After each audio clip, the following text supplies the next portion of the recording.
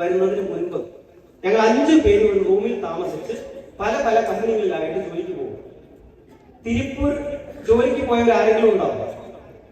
ഒന്ന് കേൾക്കാമോ? അറിയാം. ഓക്കെ. അപ്പൊ അവരോട് ചോദിച്ചാൽ അറിയാം. തിരുപ്പൂരിൽ എങ്ങനെയാന്ന് പറഞ്ഞു കഴിഞ്ഞാൽ ചെറിയൊരു റൂം വാടകയ്ക്ക് എടുത്തിട്ട് പരമാവധി ആൾക്കാരെ വിളിച്ച് കയറ്റും. എന്തിനറിയോ? ഈ വാടക ഷെയർ പറയുമല്ലോ. അങ്ങനെ ഞങ്ങൾ ചെറിയ റൂമാണ്. റൂം എന്ന് പറഞ്ഞു കഴിഞ്ഞാൽ 10ക്ക് 10 അളവറിയാലോ. അങ്ങനെ ഒരു 10ക്ക് 10 റൂമിൽ ഞങ്ങൾ 5 പേര് താമസിക്കും. ഒരേ സമയം ഈ 5 പേർക്കും അവിടെ കിടക്കാൻ പറ്റില്ല രാത്രിയൊക്കെ. ഞങ്ങളുടെ കിച്ചൺ അതാണ്, ഞങ്ങളുടെ ബെഡ്റൂം അതാണ്, ഞങ്ങളുടെ ഹാൾ അതാണ്, ഞങ്ങളുടെ സിറ്റ് ഔട്ട് അതാണ്, ഞങ്ങളുടെ സകലതും ആ 10ക്ക് 10 റൂമാണ്. ടോയ്ലറ്റ് മാത്രം കോമൺ ടോയ്ലറ്റ്. ആ സ്ഥലത്ത് ഇരിക്കുമ്പോഴാണ് മൈലേജ് ഓപ്പർച്യൂണിറ്റി ആദ്യമായിട്ട് കേൾക്കണം. എനിക്ക് ആദ്യമായിട്ട് എന്നോട് ഈ ബിസിനസ് പറഞ്ഞ സമയത്ത് ഞാനത് തള്ളിക്കളഞ്ഞിട്ട് വന്ന ആളാണ്. പിന്നീട് എന്റെ ജ്യേഷ്ഠൻ ഡിസ്ട്രിബ്യൂട്ടറായി, അദ്ദേഹത്തിന്റെ കൂട്ടുകാരനോടെ ജ്യേഷ്ഠൻ ഞങ്ങളുടെ റൂമിൽ വന്ന് പറയാണ്, ഇതുപോലെ നെറ്റ്വർക്ക് മാർക്കറ്റിംഗ് ബിസിനസ് വന്നിട്ടുണ്ട്, ഇനി ഫ്യൂച്ചറിൽ ഈ ബിസിനസ് ആയിരിക്കും ലോകം മുഴുവൻ നടക്കുക, നമ്മൾ ഈ ബിസിനസ് എടുത്ത് ചെയ്താലോ എന്ന്. ആ സമയത്ത് ഡിസ്ട്രിബ്യൂട്ടർ ആവാൻ കാശില്ല. ജ്യേഷ്ഠൻ ഡിസ്ട്രിബ്യൂട്ടറായി. അപ്പൊ ഞങ്ങൾ എല്ലാവരും ഓക്കെ എന്ന് പറഞ്ഞു, 2 പേര്. അങ്ങനെ ഞാൻ ഡിസ്ട്രിബ്യൂട്ടർ ആവാൻ വേണ്ടി പ്ലാൻ ചെയ്ത്, പൈസ വേണമല്ലോ, ഈ സാധനമാണ് നമ്മുടെ കയ്യിൽ ഇല്ലാത്തത്. അപ്പൊ കുറെ പേരോട് അന്വേഷിച്ച് നടന്നു ഡിസ്ട്രിബ്യൂട്ടർ ആവാനുള്ള പൈസ. മൊത്തത്തിൽ എനിക്ക് 1000 രൂപ തിരുപ്പൂരിൽ നിന്നും കുറെ പേര് കടം തന്നു. അതിന് കൂടുതൽ കടം തരാൻ ആളില്ല. അപ്പോഴും ഡിസ്ട്രിബ്യൂട്ടർ ആവാനുള്ള പേയ്മെന്റ് ഇല്ലാത്തതുകൊണ്ട് നേരെ നാട്ടിലോട്ട് പോകുന്നു. ഇവിടെ വന്നു ബന്ധുക്കളുണ്ടല്ലോ, എല്ലാവരോടും ചോദിച്ച് സഹായം വാങ്ങി ബിസിനസ്സിൽ വരാമെന്ന് പറഞ്ഞ് നാട്ടിലോട്ട് വന്നു. ഒരു സത്യം പറയട്ടെ, എന്റെ ജീവിതത്തിൽ എനിക്ക് വലിയ തിരിച്ചറിവുകൾ തന്ന ദിവസങ്ങളായിരുന്നു അത്. കാരണം ഞാൻ ഇവിടെ വന്ന് കാണാത്ത ബന്ധുക്കളില്ല. എല്ലാവരുടെ വാതിലും മുട്ടി. എന്റെ വീട്ടിലില്ലെന്ന് എനിക്ക് നന്നായിട്ട് അറിയാം. എല്ലാ വാതിലും മുട്ടി. ചാക്ക് കണക്കിന് കിട്ടി. എന്താ അറിയോ? ഉപദേശങ്ങൾ. ചാക്ക് കണക്കിന് ഉപദേശങ്ങൾ കിട്ടി. പക്ഷേ പൈസ തന്ന് സഹായിച്ചിട്ട് രക്ഷപ്പെടുവാണെങ്കിൽ നീ രക്ഷപ്പെട്ടോന്ന് എന്നെ സഹായിക്കാൻ ഒരാളും ഉണ്ടായില്ല. അന്ന് വരെ എന്റെ കുടുംബത്തിൽ എന്തൊരു ഫംഗ്ഷൻ നടക്കുകയാണെങ്കിലും എല്ലാ കാര്യത്തിലും ഞാൻ കൂടെ നിൽക്കുന്ന ആളാണ്. തലേ ദിവസം പോകും, എല്ലാ പണിയും ചെയ്യും. പിറ്റേ ദിവസം ആൾക്കാർ ഭക്ഷണം കഴിച്ച് പാത്രടക്കം കഴുകി വെച്ചിട്ടാണ് ഞാൻ വരാം. ഒരു ധൈര്യമായിരുന്നു നമുക്ക് എല്ലാവരും ഉണ്ടെന്ന്. പക്ഷെ ഒരാവശ്യത്തിനായിട്ട് പോയപ്പോ മനസ്സിലാക്കി, കയ്യിൽ കാശുള്ളവരെ ഈ ഭൂമിയിൽ വിലയുള്ളൂ. അതാരാണെങ്കിലും ശരി, അതാരാണെങ്കിലും ശരി, സ്വന്തം അച്ഛൻ, അമ്മ, സഹോദരി, സഹോദരൻ, മക്കള്, ആരായിക്കോട്ടെ, കയ്യിൽ കാശുള്ളവരെ വിലയുള്ളൂ.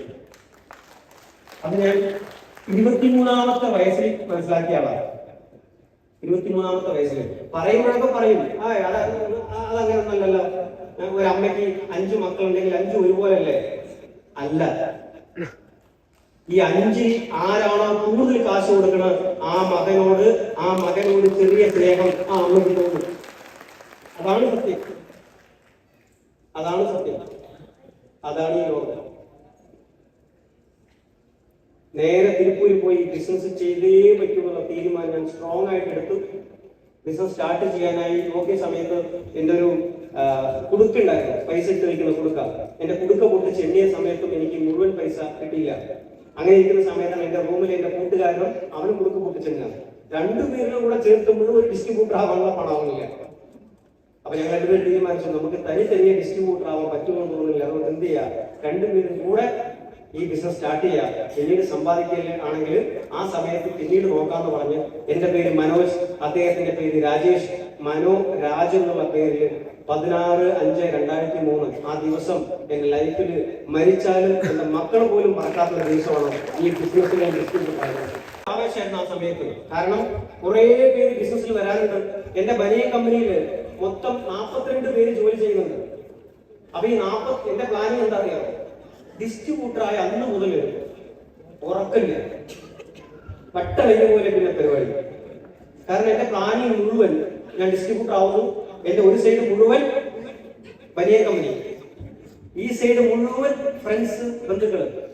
അപ്പൊ എല്ലാവരും കൂടെ ഇവിടെ ഒരു 10 ലക്ഷം ബിസിനസ്, ഇവിടെ ഒരു 10 ലക്ഷം ബിസിനസ്. അപ്പൊ നമുക്ക് എത്ര കിട്ടും? നമുക്ക് 1,20,000 രൂപ കിട്ടും.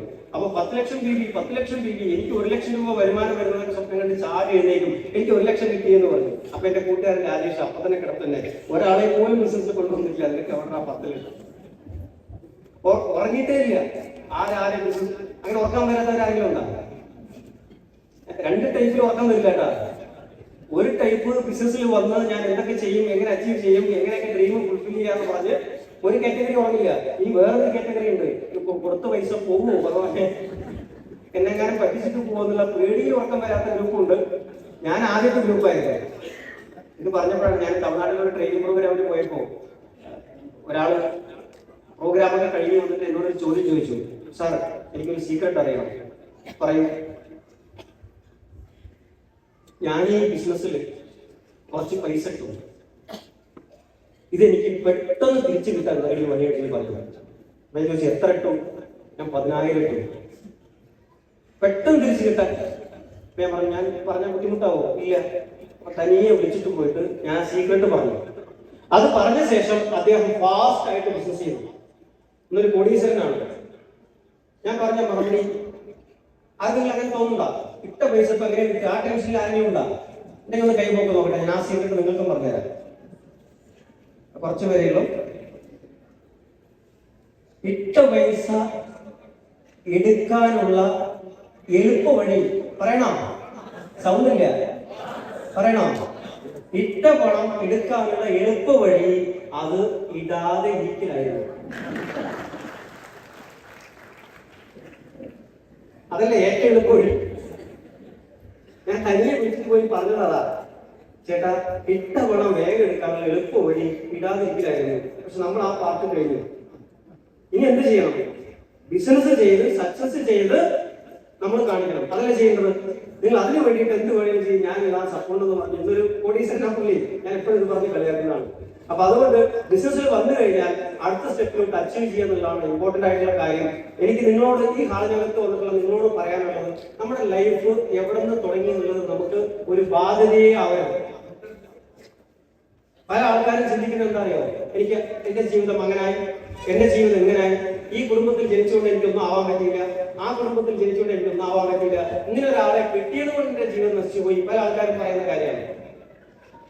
ഭാര്യയോട് ഭർത്താക്കന്മാർ പറയുന്ന കാര്യമാണ്, നിന്ന് എന്ന് കെട്ടിയോ അന്ന് മുതല് എന്റെ കഷ്ടകാലമാണ്. എന്റെ അച്ഛനും അമ്മയും വിദേശത്തേക്ക് പോകുന്നുണ്ടാണ്.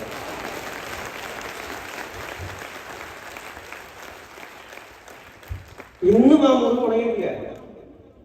മുറിവ് ഉണങ്ങണമെങ്കിൽ 100 രാജ്യം എനിക്ക് ചുറ്റി കാണണം. അതെന്റെ വലിയ ജന്മമാണ്, വലിയ സ്വപ്നമാണ്. കൗണ്ടിങ് നടന്നുകൊണ്ടിരിക്കുകയാണ്. ഇതിനുള്ളിൽ 27 രാജ്യങ്ങൾ കംപ്ലീറ്റ് ചെയ്ത് കഴിഞ്ഞു. എന്റെ അച്ഛനും അമ്മയും 2-3 വിദേശ രാജ്യങ്ങളിൽ കൊണ്ടുപോകാൻ പറ്റി. ഞാൻ നിങ്ങളോട് പറഞ്ഞത് എന്താ അറിയോ? ഓരോ സാധനങ്ങൾ നിങ്ങളുടെ ലൈഫിൽ ഇതുപോലെ കിട്ടാത്തതുണ്ടെങ്കിൽ അത് മുഴുവൻ നേടിയിട്ടേ ചാവാൻ പാടും. അതിന്റെ പേരാണ് ലൈഫ്. അത് നേടുന്നു. സാർ പവർ പോയിന്റ് റെഡിയാണ്. ജസ്റ്റ് കുറച്ച് വിഷ്വൽ കാണാം. ധാരാളം മനസ്സിലായ? ഞാൻ തന്നെ ഇത് ഞാൻ ബിസിനസ്സിൽ വരുന്ന സമയത്ത് ഫോട്ടോ ഉണ്ട്. ഈ ബിസിനസ് തുടങ്ങുമ്പോഴുള്ള രൂപമാണ് ഇത്. അപ്പൊ ഏകദേശം മനസ്സിലായി കാണുമല്ലോ. ഇത് മൈലേജിൽ വന്ന ശേഷം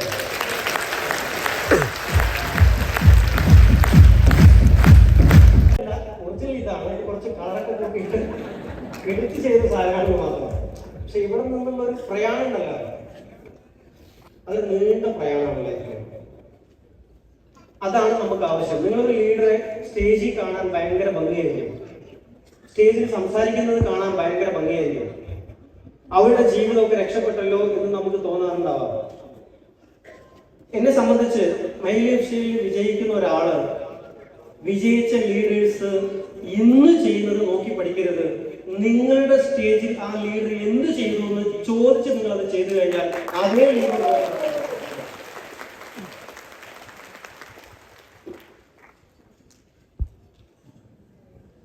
ഞാൻ 3-ാം ക്ലാസ്സിൽ പഠിക്കുമ്പോൾ എടുത്തൊരു ഫോട്ടോ ആണ്.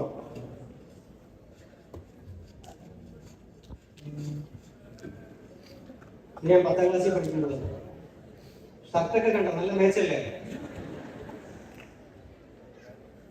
ബന്ധുക്കളുടെയൊക്കെ കടം വാങ്ങിയിട്ട് ഇടുന്ന ഷർട്ടാണ്. ഞാൻ പറഞ്ഞില്ലേ, ഒരു ജോഡി എടുത്ത് തരുള്ളൂ, അത്രയേ ഉള്ളൂ. ഒരു വർഷത്തിൽ നിനക്ക് ഒരു ജോഡി. അത് കീറിയാലും അത് തന്നെ, ഓട്ട വന്നാലും അത് തന്നെ, പഴകിയാലും അത് തന്നെ. എന്റെ അമ്മാവന് ഒരു ജോഡി ഡ്രസ്സ് എടുത്ത് തരും. അത് ഇങ്ങനെ എടുത്തു വെക്കും കല്യാണത്തിലേക്ക് പോകുമ്പോഴാണ്. അപ്പൊ എന്താ ചെയ്യാ, ഒരു ജോഡി ഡ്രസ്സ് കൊണ്ട് ജീവിക്കാൻ പറ്റില്ല. അപ്പൊ ബന്ധുക്കളുടെ നിന്നൊക്കെ വാങ്ങിക്കും. എന്റെ അച്ഛൻ അറിയാതെയാണ്. അച്ഛൻ വരുന്ന സമയത്ത് ബന്ധുക്കൾ തരുന്ന ഷർട്ടൊക്കെ കെട്ടി മാറ്റി വെക്കും. അച്ഛൻ ഇഷ്ടമല്ല ആരെങ്കിലും പഴയ തുണി വാങ്ങി ഇടുന്നത്. അച്ഛൻ പോയി കഴിഞ്ഞാൽ പിന്നെ ബന്ധുക്കളുടെ ഷർട്ടൊക്കെ അങ്ങനെ. എന്റെ വേറൊരു ബന്ധുവിടെ ഷർട്ടാണ്. എന്റെ വീട്ടിലെ പശു. ഇപ്പോഴേ വീട്ടില് എനിക്ക് 2 ആൺമക്കളാണ്, 2 പയ്യന്മാർ. ഒരാള് 13 വയസ്സ്, വേറൊരാള് 11 വയസ്സ്.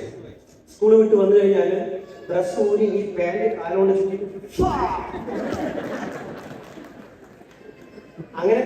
അങ്ങനെ മൂലയ്ക്ക് എറിയുമ്പോ തോന്നും ഇതൊന്നും കിട്ടാതെ പല വർഷങ്ങൾ കാത്തിരുന്നതാണെന്ന്. നമുക്കത് പറയാൻ പാടില്ലല്ലോ, പറഞ്ഞു കഴിഞ്ഞാൽ വരണ്ടാവില്ല. അപ്പൊ ഞാൻ പറഞ്ഞിങ്ങനെ വലിച്ചെറിയല്ലേ, ഒരു സ്ഥലം വെക്കി, ആ സ്ഥലത്തില് ഇടുന്നുള്ളത്. അപ്പൊ അവർക്ക് 30 ജോഡി ഉണ്ടെങ്കിലും അവർക്കൊന്നും കഴിയില്ല. പക്ഷെ 2 ജോഡി കൊണ്ട് ഒരു വർഷം തള്ളി നിൽക്കിയത് എങ്ങനെയെന്ന് നമുക്ക് ഇപ്പോഴും മനസ്സിലായിട്ടില്ല. ആ സമയത്തുള്ള ഫോട്ടോ ആണെങ്കിൽ ഇതാണ് എന്റെ വീട്, അച്ഛൻ, അമ്മ. ഇതാണ് ഞങ്ങളുടെ കുടുംബം. മലേഷ്യയിൽ വരുന്ന സമയത്ത് എടുത്ത ഫോട്ടോ ആണ്. അനുജത്തി, എന്റെ ജ്യേഷ്ഠൻ, അച്ഛൻ, അമ്മ. ഇതായിരുന്നു ഞാൻ തിരുപ്പൂരിൽ ചെയ്ത ജോലി. ബനിയൻ തുണികളിൽ പ്രിന്റിങ് ചെയ്യുന്ന ജോലി. ഞങ്ങൾ താമസിച്ച വീട് ആ ലാസ്റ്റ് നീല ഡ്രം വെച്ചതായിരുന്നു ഞങ്ങളുടെ താമസിച്ച വീട്. ഇവിടെ നിന്നാണ് ഈ ബിസിനസിന്റെ തുടക്കം. ആ ലാസ്റ്റ് അങ്ങോട്ട് പോകാൻ പറ്റില്ലായിരുന്നു. കാരണം ഞങ്ങളുടെ വീട് എന്ന് പറയാൻ പറ്റില്ല, അതിൽ വേറെ ആരോ താമസിക്കുന്നത്. ഇപ്പോൾ ഹൗസ് ഓണറിനെ സന്ദർശനമായിട്ട് എടുത്ത ഫോട്ടോ ആണ്. ഞങ്ങൾ 5 പേര്. രണ്ടാമത് മൈലേഷ്യയിൽ കുറച്ച് സമ്പാദിച്ചപ്പോൾ ഒരു അത്യാവശ്യം നല്ല വീട്ടിലോട്ട് മാറി. തിരുപ്പൂരിക്കൽ താമസിച്ചാണ് ഈ ബിസിനസ് ചെയ്തത്. ഞങ്ങൾ ഈ 5 പേരാണ് അന്ന് ഒരു ചെറിയ റൂമിൽ താമസിച്ച് ഫീൽഡ് വർക്ക് ചെയ്യാൻ പോവുക. 5 പേരും എല്ലാവരും പാവപ്പെട്ട വീട്ടിലെ ആൾക്കാർ തന്നെയാണ്. നാളെ എന്ത് ചെയ്യണമെന്ന് അറിയില്ല. പക്ഷെ ഈ ബിസിനസ് കിട്ടിയപ്പോ എല്ലാവരും പട്ടു പിടിച്ച പോലെ ഓടിയിട്ടില്ല. ഞങ്ങൾ എല്ലാവരും രാവിലെ തന്നെ പനിയും കമ്പനി ജോലിക്ക് പോകുന്ന പോലെ ഫീൽഡിൽ പോകും. വൈകിട്ട് വരുമ്പോൾ പല ആൾക്കാർക്ക് ബിസിനസ് ഉണ്ടാവില്ല. പല സമയത്തും ബിസിനസ്, ആഴ്ചകളിൽ ബിസിനസ് ഉണ്ടാവില്ല, വരുമാനം ഉണ്ടാവില്ല. വൈകിട്ട് വന്നിട്ട് എല്ലാവരും വിഷമത്തോടെ ഇരിക്കും. ഇനി എന്ത് ചെയ്യും, നമ്മൾ ഇറങ്ങി തിരിച്ചല്ലോ, എന്ത് ചെയ്യാൻ പറ്റുമോ? അപ്പൊ ഞങ്ങളുടെ ലീഡർ മോഹൻ സാർ പറയും, ചത്താലും വിടാൻ പാടില്ല ഈ ബിസിനസ്സിനെ, ഒരു ദിവസം നമ്മൾ രക്ഷപ്പെടും. ആ വാക്കാണ് ഞങ്ങളെ ഈ ബിസിനസ്സിൽ പിടിച്ചു നിർത്തിയത്. വീട്ടിലെ കണ്ടീഷൻ ഇതാണ്. രാവിലെ ഞങ്ങൾ താമസിക്കുന്ന വീട്ടില് രാവിലെ ചോറ് വയ്ക്കും. ആരൊക്കെ വൈകിട്ട് വരും, ഉച്ചയ്ക്ക് വരുമെന്ന് അറിയില്ല. വർക്കിനനുസരിച്ച് ചിലപ്പോൾ വൈകിട്ട് വരും, അല്ലെങ്കിൽ ഉച്ചയ്ക്ക് വരും, ചിലപ്പോൾ വരില്ല. പുറത്തൊക്കെ പോയി കഴിഞ്ഞാൽ പിറ്റേ ദിവസം വരുള്ളൂ. ഈ 5 പേരില് ആദ്യം നിൽക്കുന്ന വ്യക്തി ഗ്ലോബൽ ടീം കോർഡിനേറ്റർ ആണ്, മിസ്റ്റർ മണികണ്ഠൻ. രണ്ടാമത് നിൽക്കുന്ന ആള് world team coordinator mister Ganesh. മൂന്നാമത് നിൽക്കുന്നത് ഞാനും. വൈറ്റ് ഷർട്ട് ഇട്ട ആളാണ് ഡയമണ്ട് എക്സിക്യൂട്ടീവ് മോഹൻ സാർ, എന്ന ദൈവം. 4ാമത് നിൽക്കുന്നത് എന്റെ കൂട്ടുകാരൻ. ഈ 5 പേരും ഇന്ന് ഈ പ്രീമിയം കാറിൽ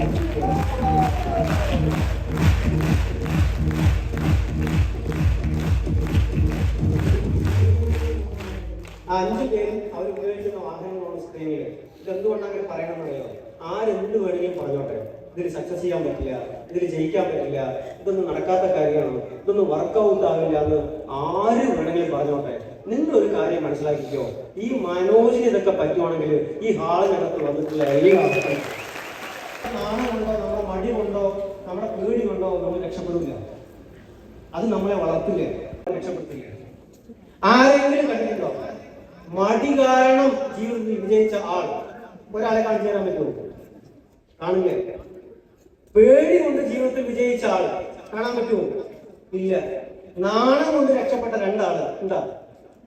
എന്നാൽ ലൈഫിൽ ധൈര്യം കൊണ്ട് വിജയിച്ച കോടാനുകൂടി ആൾക്കാരെ കോടിക്കണക്കിന് ആൾക്കാരെ കാണുന്നത്. അപ്പൊ നമുക്ക് വിജയിക്കണമെങ്കിൽ ആവശ്യം ഉണ്ടാവേണ്ടത് ധൈര്യമാണ്. ആ ധൈര്യം ഉണ്ടായാൽ ബാക്കി പിന്നെ നോക്കാം. തമിഴിൽ ഒരു കമലഹാസന്റെ സിനിമയിൽ പ്രശസ്തമായിട്ടുള്ള ഡയലോഗുണ്ട്, എന്തെങ്കിലും പ്രശ്നങ്ങൾ വരുമ്പോ അപ്പുറം പാത്തികളാണ്. അതിന്റെ അർത്ഥം എന്താ അറിയോ? വരുന്നത് വരട്ടടാ, അത് അപ്പം നോക്കാനുള്ള ധൈര്യം 5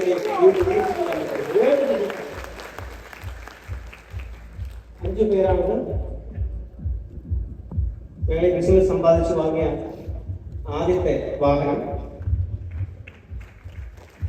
ഹീറോ ഹോണ്ട സ്പ്ലെൻഡർ, ഒരു മാരുതി 800 കാറ്. ഇതിന്റെ പിന്നിലൊക്കെ വലിയ സ്റ്റോറികൾ ഉണ്ട്. അതിന് സമയമില്ലാത്തതുകൊണ്ട് ഞാൻ സ്പീഡായിട്ട് പോകണം.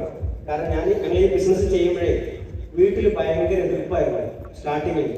ഞാൻ ബിസിനസ് ചെയ്ത് കുറച്ച് ദിവസങ്ങൾ കഴിഞ്ഞപ്പോൾ എനിക്ക് ടീമേ സെറ്റ് ആവുന്നില്ല. നിങ്ങൾ ഇത്രയും വലിയ സ്ക്രീനിലൊക്കെ കണ്ടില്ലേ, എനിക്ക് ഈ ബിസിനസ് തുടങ്ങിയിട്ട് ആദ്യത്തെ വരുമാനം വരാൻ 9 മാസം കാത്തിരുന്നതാണ് ഞാൻ. എത്ര മാസം? 9 മാസം 1 രൂപ ഇല്ലാതെ, രാത്രി പകലില്ലാതെ പങ്കെടുത്തിട്ട് ഞാൻ ഈ ബിസിനസ്സിൽ. എന്നാൽ ഞാൻ ആരും കാണാതെയല്ല, സംസാരിക്കാതെയല്ല, പക്ഷെ എനിക്ക് ബിസിനസ് വരുന്നില്ല, എന്ത് ചെയ്തിട്ടും വരുന്നില്ല. ബനിയ കമ്പനിയിൽ 32 ആൾ വരുന്ന പ്രതീക്ഷിച്ചില്ല ഞാൻ ബിസിനസ് കയറിയത്. ഒരാൾ വന്നില്ലാതെ മാത്രമല്ല, ഡെയിലി കളിയാക്കല. കാരണം ഞാൻ വായ തുറന്നാൽ ലക്ഷം കോടിയെ പറയുള്ളൂ. അത് കേൾക്കുമ്പോൾ തന്നെ അവിടെ കളിയാക്കൽ പറഞ്ഞു. ഞാനാണ് ആ ബനിയ കമ്പനിയിൽ ഏറ്റവും ലാസ്റ്റ് അവസാനം ജോലിക്ക് ചേർന്ന ആളാണ്. ഞാൻ ഹെൽപ്പർ. അപ്പൊ എന്തെങ്കിലും സാധനങ്ങൾ എടുത്തിട്ട് വരണമെങ്കിൽ ദാ കോടീശ്വരാ ആ ഡപ്പ എടുത്തിട്ടോ. അപ്പൊ നമ്മൾ പോയിട്ട് ആ ഡപ്പ എടുത്തുകൊണ്ട് കൊടുക്കും. എടാ കോടീശ്വരാ ആ ചുറ്റി എടുക്കുക. അപ്പൊ നമ്മൾ കൊണ്ടുപോയിട്ട് ആ ചുറ്റി എടുത്തു കൊടുക്കും. എന്താണെന്നറിയില്ല, ഇവരൊക്കെ കോടീശ്വരാന്ന് വിളിക്കുന്നവരും ദൈവം കേട്ടെന്ന് തോന്നുന്നു.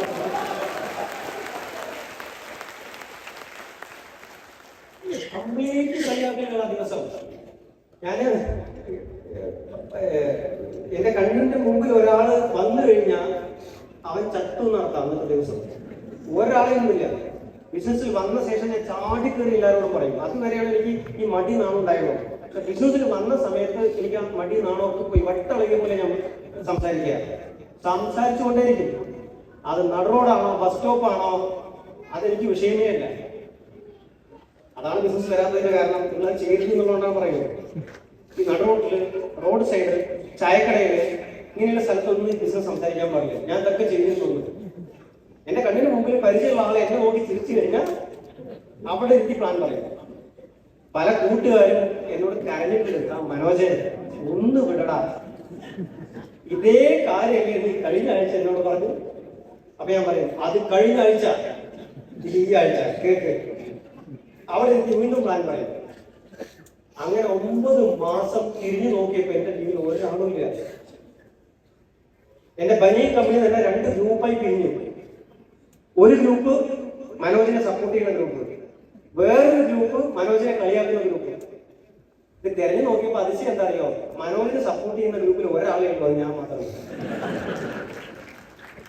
ബാക്കി 42 കളിയാക്കുന്ന ഗ്രൂപ്പാണ്. ആ സമയത്ത് ഒരു ദീപാവലി വന്നു, മെയ് മാസം. ഞാൻ പറഞ്ഞു ക്യൂവിൽ എല്ലാവരും നിൽക്കും. മാനേജറിന്റെ ക്യാബിനകത്ത് പോയിട്ട് ബോണസ് വാങ്ങും. പേര് വിളിക്കുമ്പോൾ പോവുക ചെയ്യാം. അങ്ങനെ എല്ലാവരുടെയും പേര് വിളിച്ചു, എന്റെ പേര് വിളിച്ചില്ല. എന്റെ പേര് വിളിക്കാതിരുന്നപ്പോൾ എല്ലാവരും പോയപ്പോൾ ഞാൻ ക്യാബിനിൽ കയറി മാനേജറോട്, സാർ എന്റെ പേര് വിളിച്ചില്ല, നിന്റെ പേര് എന്തിനാ വിളിക്കണം? അല്ല സാർ ബോണസ്, കാരണം വർഷത്തിൽ ഒരു പ്രാവശ്യം കിട്ടുന്ന ബോണസ് കണക്ക് കൂട്ടിയിട്ട് പല കാര്യങ്ങളും അപ്പുറത്ത് നമ്മൾ ചെയ്തു വയ്ക്കും. ബോണസ് കിട്ടിയില്ല, നിനക്ക് എന്തിനാ ബോണസ്? സാർ എനിക്ക് ബോണസ് വേണ്ടേ, നീ കോടീശ്വരനല്ല, നിനക്ക് ബോണസ് തരണ്ടെന്ന് ഓണർ പറഞ്ഞു. ഓണർ പറഞ്ഞോ ഇല്ലെന്ന് എനിക്കറിയില്ല, അദ്ദേഹത്തിന് ഞാൻ കണ്ടിട്ടില്ല. നിനക്ക് ബോണസ് തരണ്ടെന്ന് ഓണർ പറഞ്ഞു, നിനക്ക് ബോണസ് ഇല്ലേ? ഞാൻ പറഞ്ഞു സാർ 1 വർഷം ജോലി ചെയ്ത ആൾക്ക് ബോണസ് കൊടുക്കണ്ടേ, എനിക്ക് ബോണസ് ഇല്ല, നീ ഇതിന്റെ പേരിൽ നിർത്തി പോകണമെങ്കിൽ പോയിക്കോ. കാരണം ഞാൻ നിർത്തി പോകാനായിരിക്കാൻ പറഞ്ഞതാണ്. അന്ന് ഞാൻ 1/2 മണിക്കൂർ അവിടെ നിന്ന് കരഞ്ഞു. കാരണം 2500 രൂപ കിട്ടുള്ളൂ. പക്ഷെ ആ 2500 രൂപയ്ക്ക് 5000 രൂപയുടെ കാര്യങ്ങൾ അപ്പുറത്ത് ചെയ്തു വെച്ചിട്ടുണ്ട്. 1/2 മണിക്കൂർ നിന്ന ശേഷമാണ് ഞാൻ ആ കമ്പനിയിൽ നിന്ന് പുറത്തു പോയത്. അവസാനമായിട്ട് ആ കമ്പനിയുടെ ഗേറ്റ് കാലിടത്ത് നിൽക്കുന്ന സമയത്ത് ഒരു തീരുമാനം ഞാൻ എടുത്തു. തിരിച്ച് ഈ ബനിയ കമ്പനിയിലേക്ക് വരുമ്പോ ജയിച്ചിട്ടേ മനോജ്.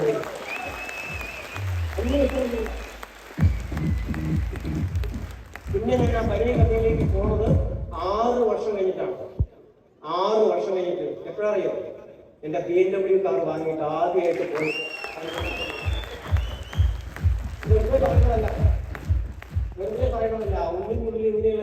ഉണ്ടെങ്കിൽ അത് കളയല്ലേ, അത് നീറണമെന്നുണ്ട്.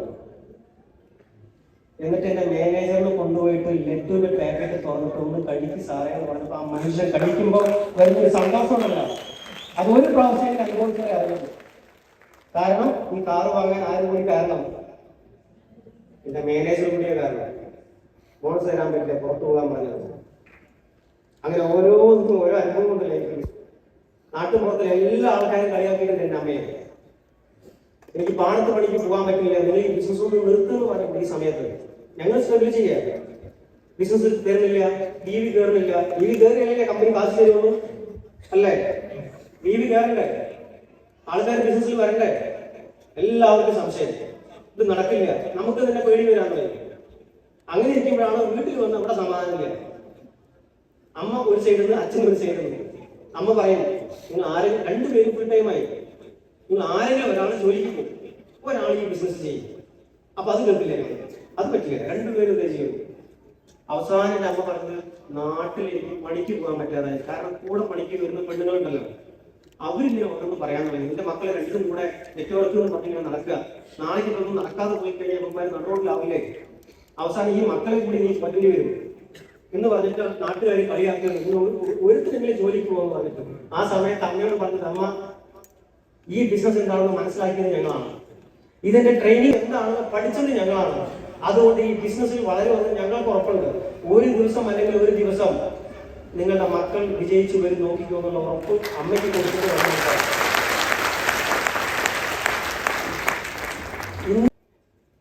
എന്റെ അമ്മ ഇപ്പോഴും പണിക്ക് പോകും, ഇപ്പോഴും പണിക്ക് പോകുന്നതാണ് എന്റെ അമ്മ. 68 വയസ്സായി. പക്ഷെ ആ പണിക്ക് പോകുന്നതൊക്കെ അടുത്ത ആൾക്കാരുടെ പാടത്തല്ല, എന്റെ അമ്മയുടെ പേര് എഴുതി കൊടുത്ത സ്വന്തം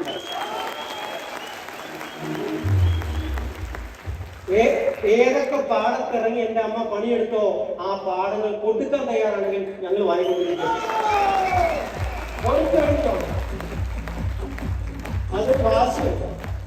അതൊരു വാശിയാണ്. കാരണം പരമ്പത്ത് കൊണ്ടുപോയി കഞ്ഞി കൊടുക്കുമ്പോൾ ഞങ്ങൾക്ക് അറിയാം എന്റെ അമ്മ പണിയെടുത്ത പാടം ഏതാന്ന്. ഞങ്ങൾ കണ്ടിട്ടുണ്ട് ഏതൊക്കെ പാടത്തിറങ്ങി എന്റെ അമ്മ പണിയെടുത്തിട്ടുണ്ടെന്ന്. കൊടുക്കുമെന്ന് അന്വേഷിച്ചുകൊണ്ടിരിക്കും. കൊടുക്കുമെന്ന് പറഞ്ഞാൽ അപ്പൊക്കെ ഇന്ന് രാവിലെ കൂടെ അനീഷാറായിട്ട് സംസാരിച്ചിരുന്നു. ഇഷ്ടംപോലെ പാടം കണ്ടങ്ങൾ വാങ്ങി വെച്ചിറക്കുക. ഇത്രയൊന്നും ഒരു മനുഷ്യന് ആവശ്യമില്ല. എന്റെ ചേട്ടനല്ല, മോഹൻ ചേട്ടൻ, ഒരു കാശ് വന്ന് ഇൻകം വന്നു കഴിഞ്ഞാൽ അപ്പൊ ആദ്യം പറയും കണ്ടം വാങ്ങാം, ഒരു പാടം വാങ്ങാം. നാട്ടിലെ മുഴുവൻ കണ്ടങ്ങൾ വാങ്ങി വെച്ചിറക്കുക. അതിന് ഒരു ലാഭമില്ല. അറിയാലോ കൃഷി നടത്തുന്ന ആൾക്കാരുടെ അവസ്ഥ. ഒരു ലാഭമില്ല, എന്നാലും വാങ്ങും. ഒരു സംതൃപ്തി. അമ്മ പണിയെടുത്ത പാടല്ലേ, വാങ്ങും. ബാക്കിയൊക്കെ ഞാൻ പറയാനുള്ള കാരണം എന്താ അറിയോ? ജനങ്ങൾ രണ്ടും പറയും. ഇന്ന് അതേ നാട്ടുകാർ പറയുന്നു, പ്രസവിച്ചാൽ നിന്നെ പോലെ 2 മക്കളെ പ്രസവിക്കണോടി. അത് നാട്ടുകാരുടെ തീരുമാനം ആരുടേതായിരിക്കണം? നമ്മളുടേതായിരിക്കണം. 7 അല്ല 70 തലമുറ മാറ്റി. ഇപ്പോൾ ഒരു വീട്ടിലേക്ക് ഒരു മാസത്തിൽ 1 കോടി രൂപയോളം വരുമാനം വന്നുകൊണ്ടിരിക്കാം.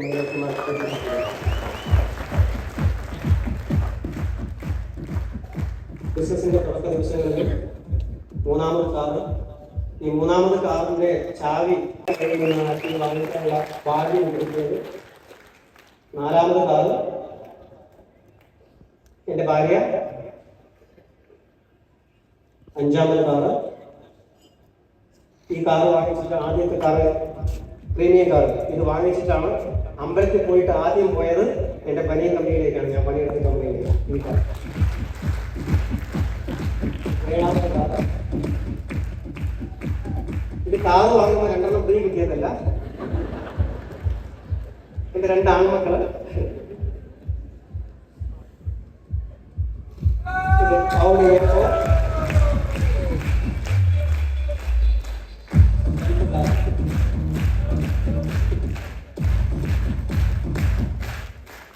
ഇതാണ് ഇപ്പൊ എന്റെ ഫാമിലി. നേരത്തെ കണ്ടിരുന്നല്ലോ, ആ ഫാമിലി ഒക്കെ ഡബിൾ ആയി. അനുജത്തി ഡബിളായി, ഞാൻ ഡബിളായി, ജ്യേഷ്ഠൻ ഡബിളായി.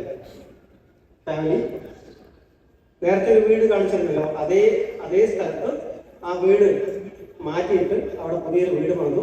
ഈ വീട്ടിലാണ് ഞാൻ താമസം. Audio please. ഓഡിയോ ഈ വീട്ടിലാണ് ഇപ്പൊ ഞാൻ താമസിക്കുന്നത്.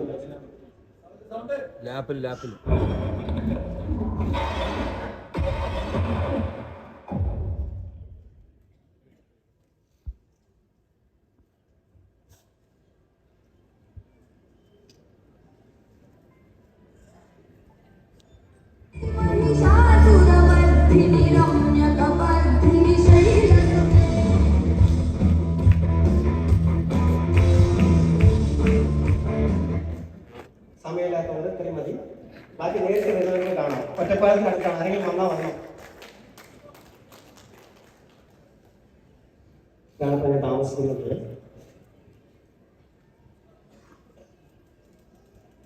ലോക അതിശയങ്ങൾ 7-ല് 5 കണ്ടു കഴിഞ്ഞു. മൈലക്ഷ്മി മാർക്കറ്റ് ഈ 2 ബാക്കിയുണ്ട്. ഞാനിത് പറയാൻ കാരണം എന്താ അറിയോ? ഓരോ രാജ്യങ്ങളിൽ പോയത് നമുക്കിതൊക്കെ നടക്കാത്ത കാര്യങ്ങളായിരുന്നു. വാശിയിലാണ് പോയിക്കൊണ്ടിരിക്കുന്നത്. ഇത് ഞാൻ പോയി ഇതൊക്കെ അനുഭവിച്ചെന്ന് വലിയ ആളായി കാണിക്കാനല്ല ഈ പിക്ചറുകൾ കാണിച്ചത്. ഇതേ സ്ഥലത്ത് നാളൊരു ദിവസം നിങ്ങൾ ഇതുപോലെ കാണിച്ചിട്ട് സംസാരിക്കാൻ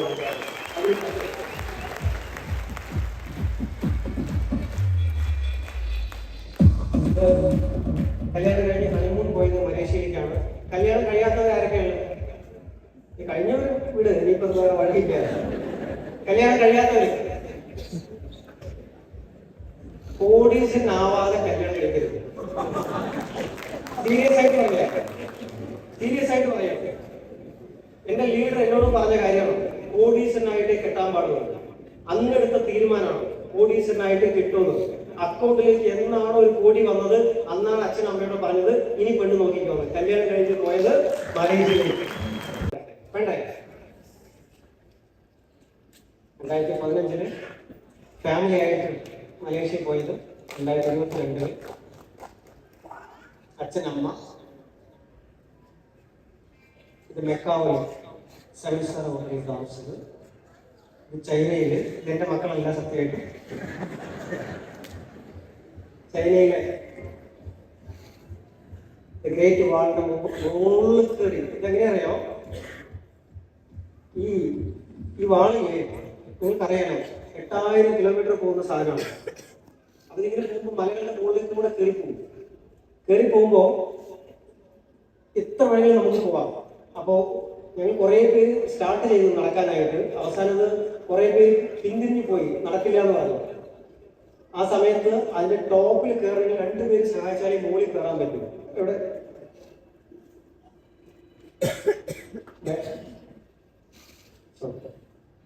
അതിന് മുകളിൽ കയറണമെങ്കിൽ 2 പേര് സഹായിക്കണം. അതാ ടോപ്പിൽ. അപ്പൊ ഞങ്ങൾ കെട്ടിപ്പിടിച്ച് മത്സരിച്ച് കയറി, മുകളിൽ കയറി അതിന്റെ ടോപ്പ് കയറി ഇരുന്ന് അവിടെ ഇരുന്നിട്ട് പറഞ്ഞു ജയ് മൈലേഷ് പറയണ്ടേ? കാരണം നമ്മളെ കയറ്റിയത് ആരാണ്? മൈലേഷ്യൻ കമ്പനിയാണ്.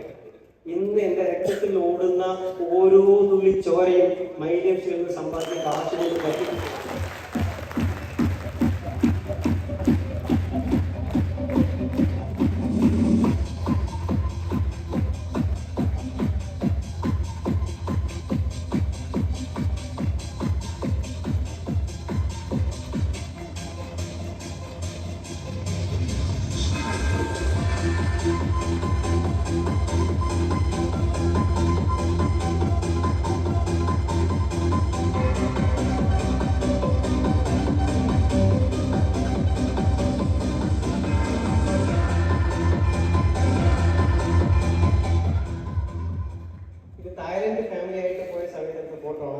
പുതിയ കോണ്ടസ്റ്റ് വന്നിട്ടുണ്ടല്ലോ.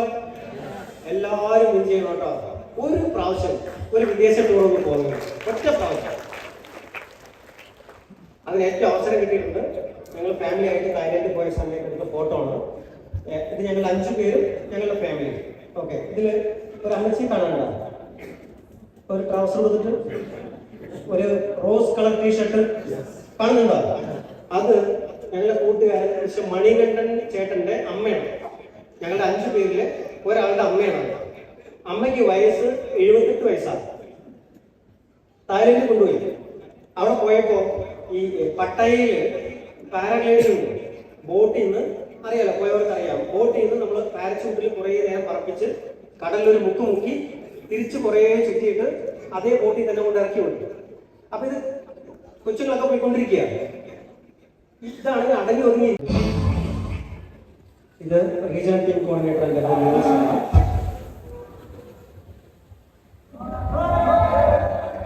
ഇവരെല്ലാവരും എന്റെ ടീമിലെ റീജിയണൽ ടീം കോർഡിനേറ്റർ ലീഡേഴ്സ് ആണ്. ഒരു ഡിസ്ട്രിബ്യൂട്ടർ ഇല്ലാതെ വീടാതെ കയറി ഇറങ്ങിയ ആളാണ്.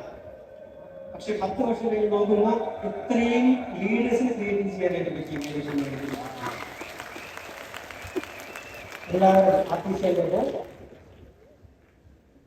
ഇതാണ് എൻ്റെ ഇന്റർനാഷണൽ ടീം കോർഡിനേറ്റർ. എൻ്റെ ടീമിലുള്ള ഇന്റർനാഷണൽ ടീം കോർഡിനേറ്റേഴ്സ് എല്ലാവരും ഒരമ്മയുടെ വയറ്റിൽ പിറന്ന സഹോദരന്മാരെ പോലെ ഉണ്ടാകും. എനിക്ക് നിങ്ങളോടും പറയാനുള്ളത്, നിങ്ങളുടെ ലീഡറായിട്ടും നിങ്ങളുടെ അസോസിയേറ്റ് ആയിട്ടും നല്ല ബന്ധത്തോടെ കഴിയുക. റിലേഷൻഷിപ്പാണ് ലോകത്തിലെ ഏറ്റവും വലിയ ഷിപ്പ്. അത് നിങ്ങളെ വിജയിപ്പിക്കും. അത് വിടാൻ പാടില്ല. നല്ല ബന്ധത്തോട് കൂടിയിട്ട് എല്ലാവരും ഒരുമിച്ച് നിന്ന് വർക്ക് ചെയ്യുക. ഇത്ര മാത്രമാണ് എനിക്ക് പറയാനുള്ളത്. നിങ്ങളെല്ലാവരും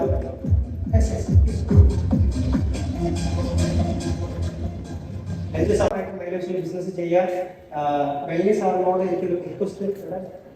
വെള്ളി സാറിനോട് സാറിനോട് പറയണം, അടുത്ത വർഷം ഇതേ പ്രോഗ്രാം നടക്കുന്ന സമയത്ത് എന്നെ ക്ഷണിക്കണം. ആ സമയത്ത് ഈ ഹാളിനകത്ത് വന്നുള്ള എല്ലാവരും ഷൂട്ട് ഇട്ട് സ്റ്റേജിൽ കയറുന്നത് കാണണം. അതിന്റെ ആഗ്രഹമാണ്. എല്ലാവരും തയ്യാറാണോ?